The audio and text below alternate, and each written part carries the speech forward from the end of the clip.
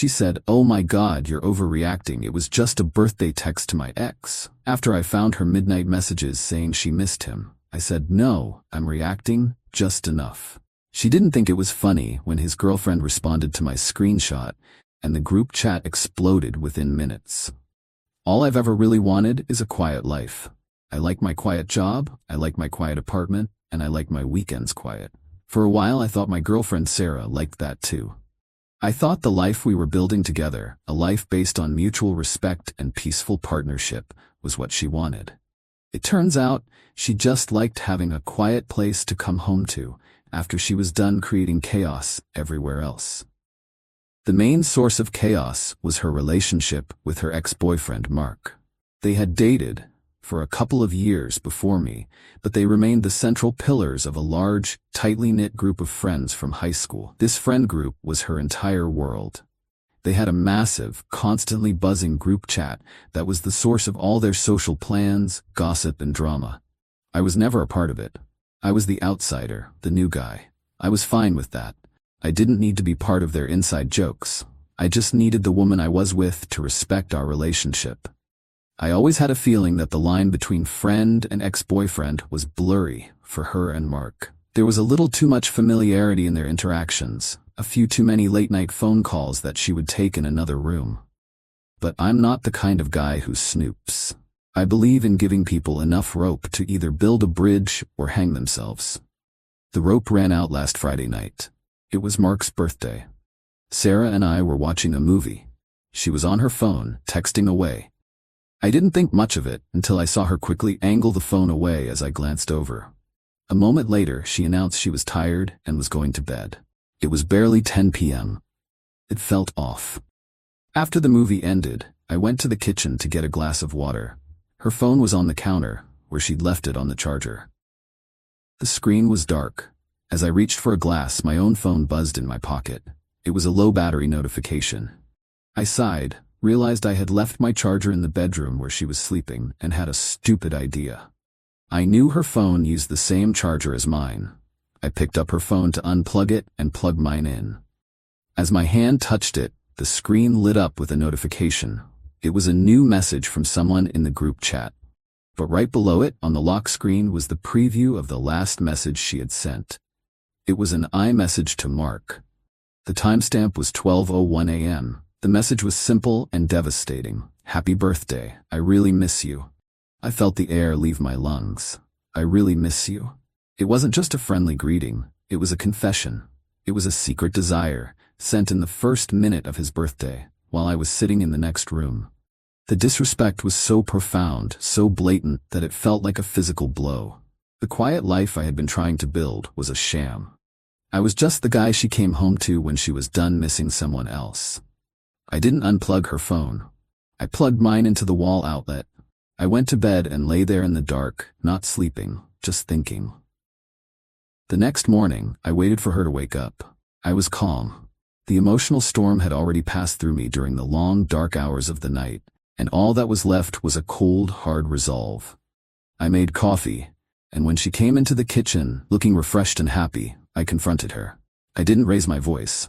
"You wished Mark a happy birthday last night," I said. It wasn't a question. She froze, a coffee mug halfway to her lips. Yeah, she said, trying to sound casual. "Of course I did. He's one of my best friends." "I saw the message you sent, Sarah," I said quietly. "The one you sent at midnight, telling him you miss him." Her face went through a rapid series of emotions. Panic, then anger, then defensive fury. She slammed the mug down on the counter. "You went through my phone? I cannot believe you." "I didn't have to," I replied, my voice still level. "It was on the lock screen. You sent it while I was sitting right here." She threw her hands up in the air, a gesture of pure theatrical disbelief. "Oh my God, you're overreacting. It was just a birthday text to my ex. It's not a big deal. You are being so incredibly insecure right now." She expected me to get angry, to yell, to argue. She expected a fight where she could twist the narrative and make me the bad guy. I refused to give her the satisfaction. I just looked at her, my expression unreadable.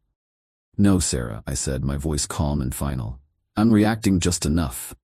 I walked out of the kitchen, went into my home office, and closed the door. She started yelling from the other room, calling me paranoid and childish. I didn't care. I was already formulating a plan. She thought her little drama was a private matter between us. She thought her social circle, her precious group chat, was her impenetrable fortress. I was about to show her that the truth is a weapon that can bring any fortress crumbling to the ground. Update 1. My plan was simple. It was digital. It was ruthless. And it used Sarah's own social infrastructure as the delivery mechanism for her own destruction. She had humiliated me in private. I was going to expose her in public, in the one arena she cared about more than anything, her friend group. The first step was to acquire the weapon.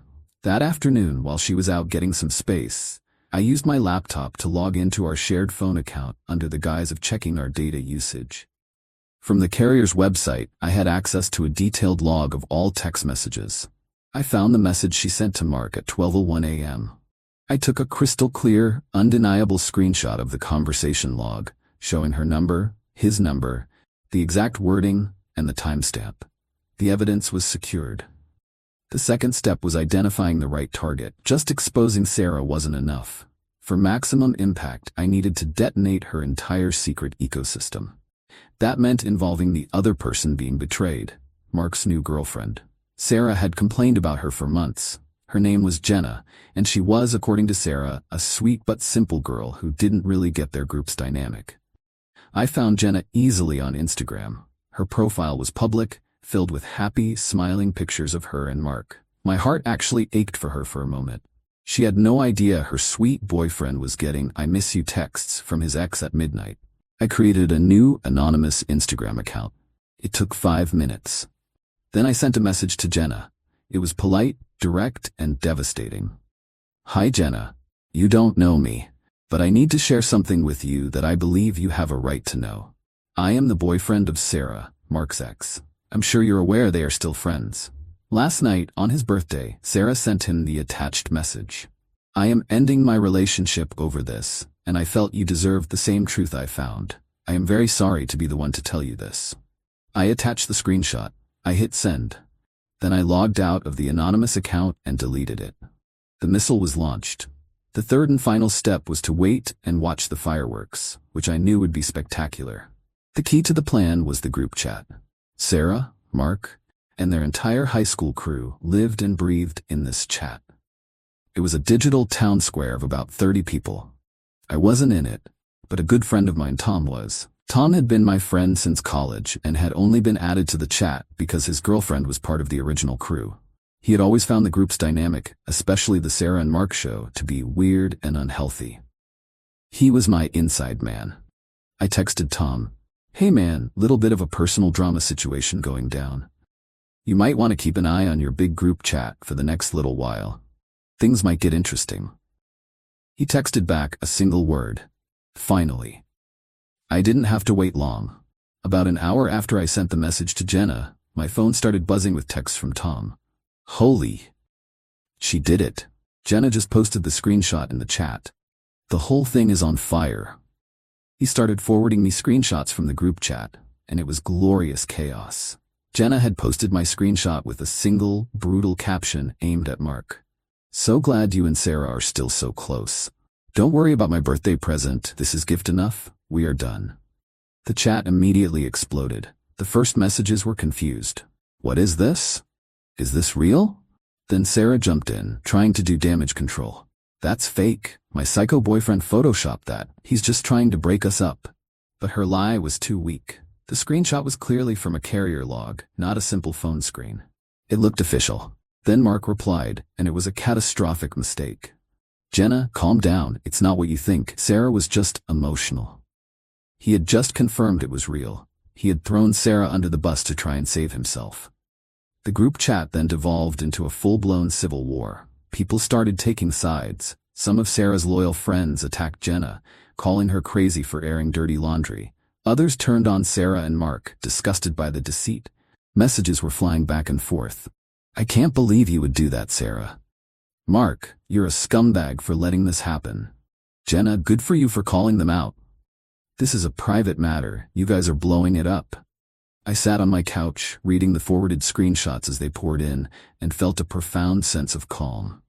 Sarah had built her social life on a foundation of secrets and lies, and I had just handed the demolition contract to the one person with nothing to lose. The walls of her fortress were crumbling down in real time, and all I had to do was watch. Update 2. The explosion in the group chat was only the beginning. The digital fallout quickly spilled over into the real world, creating a tidal wave of consequences that washed over every aspect of Sarah's life. After her pathetic attempt to claim the screenshot was fake was immediately debunked by Mark's own text, she went into full meltdown mode. My phone was bombarded with calls and texts from a revolving door of her friends, her loyalists, who had been dispatched to attack me. They called me every name in the book. I didn't answer a single call. I replied to only one text from her best friend, who called me a toxic monster. My reply was simple. A monster is someone who lies and cheats. I just turned on the lights. Don't blame me for what you see in the dark. The main event, of course, was Sarah herself. She came back to the apartment that evening, a few hours after the group chat detonation. I was waiting for her. I had spent the afternoon packing. Not her things, mine. I had packed a few suitcases with my clothes, my work essentials, and my personal valuables. She stormed in, her face red and tear-streaked. "You have ruined my life," she screamed, throwing her purse on the floor. "My friends all hate me. Jenna is telling everyone I'm a homewrecker. This is all your fault." I just stood there, leaning against the kitchen counter, and waited for her to run out of steam. I refused to get drawn into her storm. "My fault?" I finally said, when she paused to take a breath. "Did I force you to text your ex-boyfriend at midnight? Did I make you write the words 'I miss you'? Did I create the secret emotional affair you've been having behind my back? No, those were all your choices, Sarah. What I did was ensure that for once, you had to face the consequences of those choices without your wall of friends to protect you." "You did it to be cruel," she sobbed. "No," I corrected her. "I did it because it was efficient. A quiet breakup would have allowed you to control the story, to paint me as the villain. I wasn't interested in that narrative. I chose to present the unfiltered truth to the people whose opinions you value most. The fact that they reacted this way is a reflection on you, not me." I gestured to my packed bags by the door. "I'm leaving for a few days," I said. "I've booked a hotel. When I get back, I expect you and all of your belongings to be gone from my apartment. The relationship is over. This is not a negotiation." She stared at me, her mouth opening and closing, but no words came out. The realization that I was not just angry, but completely, irrevocably done with her, seemed to finally be sinking in. She had no more cards to play. I had shown her entire hand to the table, and it was a losing one. The next few days, I stayed at a downtown hotel. My friend Tom kept me updated. The group chat had splintered into several smaller, warring factions. The main group was dead. Friendships of over a decade were ending over this. Mark had tried to apologize to Jenna, but she had wisely blocked him on all platforms and wanted nothing to do with him. He was now toxic by association. Sarah's best friends who had attacked me were now being called out by others in the group for enabling her behavior for years. The entire social structure she had relied on for validation and protection was gone. When I returned to my apartment 4 days later, it was empty. She had taken all her things and gone. She left a single torn piece of paper on the kitchen counter. It just said, "I hate you." I crumpled it up and threw it in the trash. It was the first honest thing she had said to me in months. Final update. It has been 7 months since the group chat incident. The dust has long since settled, and the landscape of my life and hers has been permanently altered. I never heard from Sarah again directly. The story of her downfall came to me in bits and pieces from Tom, who remains a good friend. After leaving my apartment, she had to move back in with her parents. Her social life was in tatters. The friend group never recovered. It had been built on a fragile foundation of shared history and unacknowledged toxic dynamics. My screenshot was simply the earthquake that brought the whole unstable structure down. Mark and Jenna, of course, were over for good. Mark reportedly became something of a social pariah himself for a while. No one wanted to be caught in the crossfire. He and Sarah are no longer friends. The special bond they shared, once exposed to the light, was revealed to be nothing more than a shared immaturity and a mutual disrespect for their partners. The most interesting epilogue came from Jenna. About a month after everything went down, she sent me a message on Instagram. "Hey Dan," it read. "I just wanted to say thank you. That was a horrible way to find everything out, but I'm glad I did. You saved me from wasting any more time with a guy who wasn't honest. I hope you're doing okay." I wrote back, "I'm doing great. Glad you are too. We both dodged a bullet."